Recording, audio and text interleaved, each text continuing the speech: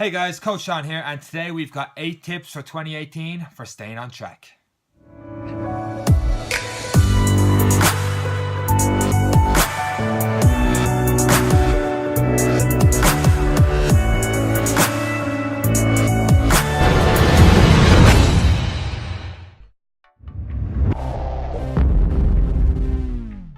So our first tip is all about planning.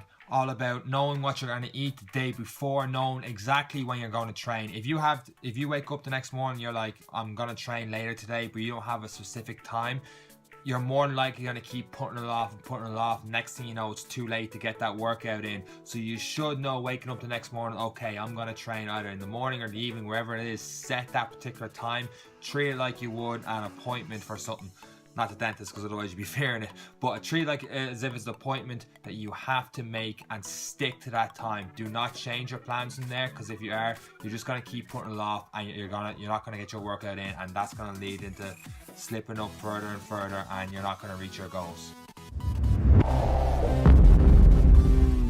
Tip number 2 is about staying on track. So there's a saying that, the 1 hour getting that workout in is the easy part. The 23 hours after that workout's the hard part. So you want to make sure you've got your food prepared. I put up a video there, I think it was episode 1 of the Coach Seán on, where I had the 5 different healthy breakfasts. So it's a lot easier, so when you come home, you know, okay, I've got this meal, it's not going to take too long to prep it. Whereas if you're prepping new dinners each and every day, it's going to be a lot harder to stay on track and dedicate that time all the time. You're just going to go into the shop and pick up something quick and easy, which is normally not the healthy thing to pick up. So tip 3 is all about preparation to get the workout in. So the night before, you should have your gym bag all organized, or your workout clothes out beside your bed, or especially if you're going to train in the morning, so that when you wake up the next morning, you're not going to sleep there, stick on the snooze button, because the effort of trying to root out all your gym clothes or getting your towels ready for your bag or whatever it may be, everything should be prepared. And as well as that, when you're in the gym, you should know exactly what you're doing. So if the class or something, great, you don't have to worry about that, one less thing to worry about. And that sorts out the time aspect I was talking about, point number 1. But if you're in the gym by yourself or a training partner, you should know, okay, on this day I'm going to do this and this exercise, rather than leaving up the chance, because you're going to start slipping otherwise.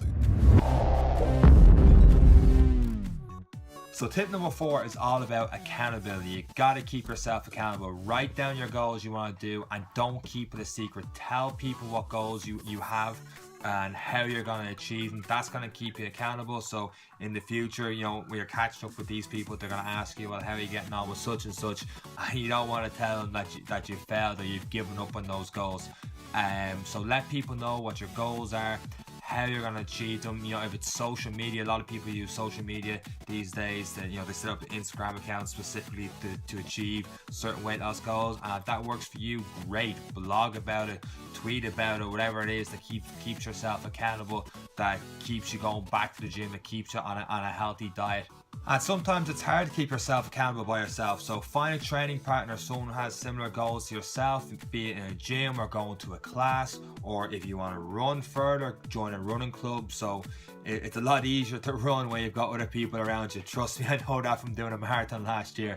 That's not me bragging about doing a marathon, that's just the fact that there was other people around me that forced me to finish that marathon. There's a video on that coming up in a couple of weeks. But yeah, make sure there's other people, make sure you keep yourself accountable. Tip number 5 is to be realistic. Don't set unrealistic goals, and never say never, unless you're talking about tips on never saying never. And I just said never 4 times. Don't be that person that says, I'm never going to eat X, Y, Z, or I'm never going to drink, different sodas, or I'm never going to miss a workout, because life gets in the way and that happens. You just really sound like that person that has a really bad hangover that says, oh, I'm never going to drink again, when you know damn well they're going to. It's just life gets in the way sometimes.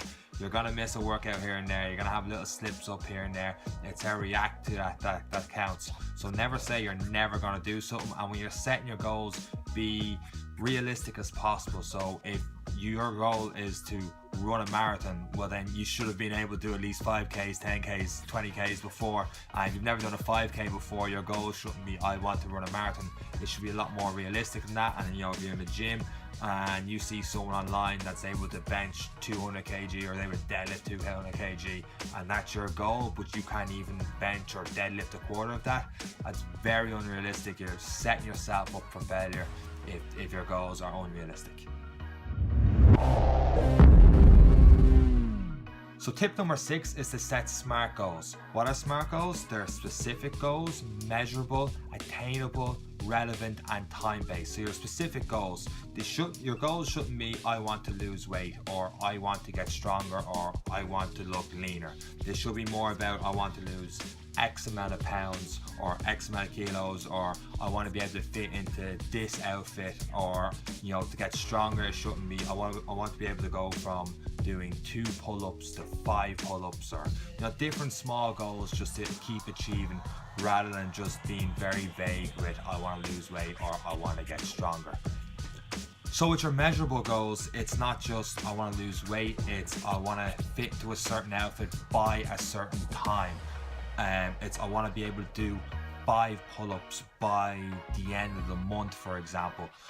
You want to make sure your goals are attainable. For example, like I said earlier, don't set a goal of running a marathon if you've never ran a 5K before. That should be your first goal, running 5Ks, and slowly building up your goals towards that long-term goal, which may be running a marathon. But running a marathon, if you haven't run a 5K before, is it's one goal so far into the distance that you're really setting yourself up for failure there, or you'd want to have incredibly strong commitment to go from 0 to a full marathon without any training, without ever having run a 5K. That's just one specific example. Just to stick to the marathon point when it comes to being relevant with your goals, if your overall goal is to lose a bit of weight and be leaner and be a little bit stronger and just a more fitter, well then running the marathon is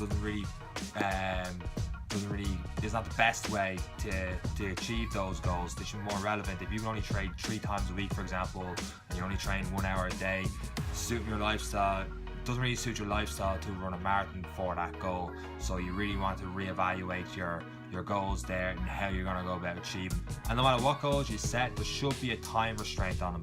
Saying you're going to lose weight or whatever it may be, if you just say that vague statement without having a specific time on it, it's going to be very hard to achieve those goals, and you're going to get a little bit lax with those goals as well. It's like Parkinson's law, the adage that work expands so as to fill the time available for its completion. That's pretty much how it is. Or when you're in college and you have that assignment to do and you're given 4 weeks to do it, you're going to end up leaving it to the very last night and doing all-nighter to finish that assignment. It's kind of like that as well. So when you're setting your goals, don't think about anyone else's goals or what your mates are able to do, or if your friends have run, whatever it is. It should be you versus you and your goals. It shouldn't be about what other people are able to do. You should concentrate on your own specific goals and your own specific skills and how to slowly advance on them. You might see social media is so notorious for this, where you see someone that looks incredible shape, but in this day and age, you don't know if that's Photoshop or not, and you could be trying to achieve that specific look even though they achieved it by an app on their phone, for example. Not saying that everyone does that, but you could be setting yourself up to try and achieve something that's not exactly achievable. And it's the same people do it with weights and fake weights and so many ridiculous things you see online, or they say they did this, where they'd say, I went to the gym, for example, where it's just an old photo and they're probably just laying in bed at home and Netflix and whatever, that kind of way. So and well, I shouldn't really be bashing influencers with all that social media posts and stuff on it last week, so I better stay a little bit clear away from that one. But it's very easy to try and be competitive with other people, and you should be competitive with yourself. And that's what I always say to my online challengers. Like, I always set a challenge at the end of the upper body and lower body workouts that they do twice a week, where, for example, let's say it's a wall sit. I always say, whatever time you post on that, I always get them to post it online. and that's their score to beat the next time they attempt that challenge. And I get everyone to do it, not to compare with each other, but so they set the goal for themselves and keep themselves accountable to beat that time. Because one person might be stronger with a wall sit challenge, and then, for example, let's say it was a push-up challenge, another person might be stronger with upper body strength. So they've got different skill sets on what they're stronger and weaker at. But if you're improving your own goals, your own times, then that's all that should matter. And the final tip is failure, which sounds an odd tip for staying on track, but they're gonna have to accept that at one point, no matter how dedicated you are, no how much planning you've done, no matter how you've set your goal, your SMART goals, specific, measurable, and all that, at some stage or another, you're going to fail. You're going to miss a training session. You're gonna miss getting a decent meal in for whatever reason. Life gets in the way, and that's how you react to that on how you're going to achieve the long-term goals. There's a big difference between failing and giving up. If you fail for whatever happens, deal with it, accept it, take ownership, move on, get the next workout in, get the next healthy meal in, and go from there. If you don't do that, you're just going to lead down the road of missing workouts, missing healthy meals, getting lazy, going to a chipper and stuff instead, and you're not going to achieve your overall goals, whatever they may be. To sum up these 8 tips, you must be consistent, accountable, and find ways to keep yourself motivated to achieve your goals in 2018. Just because it's January and you've set your goals doesn't mean you should stick with the exact same goals throughout the year. Remember to keep re-evaluating your goals throughout the year. Things change. Your goals might be achieved earlier or later than expected. You always need to re-evaluate after a couple of weeks. Keep changing up your workout routine. Okay, that's it from me. Hope you guys found something of value in this video. I will be posting a video in the next couple of weeks more in depth on goal setting and certain goals that I've actually failed on in the past, and how and why I failed those goals, as well as hopefully it'll help you overcome, adapt, and achieve your goals through my failures. That sounds kind of harsh when I put it that way, but you guys will find out more in the next couple of weeks. Until next time, from Coach Seán, take care.